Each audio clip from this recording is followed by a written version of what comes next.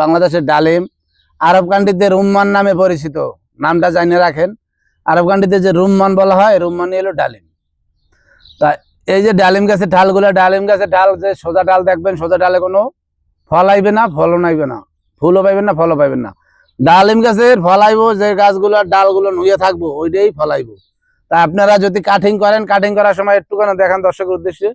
Cutting করলে আপনাদের চেষ্টা করতে হইব উপরে যে ডালগুলো আছে, এই ডালে আপনি কোনো ফলন পাইবেন না, এই ডালে ফুল পাইবেন না। আপনারা কাটিং করলে এখান থেকে কাটিয়ে দেবেন। আর কাটিং করে কি করবেন? ডাল ফালাই দেবেন না রে দাদা ভাই, ডাল ফালাই দেবেন কেন? কাটিং করছেন একখানে কুপিয়ে থন, কুপিয়ে ঢাকিয়ে থন। আপনি যে কটা ডাল করবেন ওই কটা ডাল উঠবো। ডাল থেকে গাছ, ডালিম গাছ আরো ভালো হয়। আমি কোনো নার্সারির ভিতরে ডাল থেকে গাছ উঠাই, কিসের লাইগা? কারণ ডালের গাছে শক্তি বেশি, লাগাবার সাথে সাথে ফল। আপনারা যে কলম বলেন, কলমগুলো কয়েক কায়দায় হয়।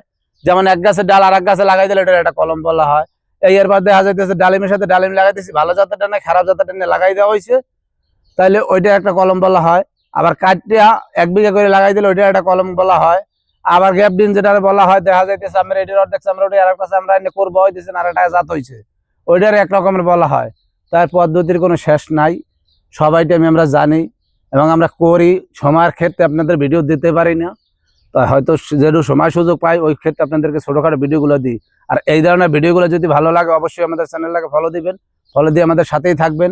লাইক কমেন্ট শেয়ার করবেন, কমেন্ট করবেন। আর কিছু জানা থাকলে অবশ্যই কমেন্টে জানাবেন, আমি চেষ্টা করব উত্তর দিতে। তা ভালো থাকবেন আজকের মতো। ওকে, আল্লাহ হাফেজ।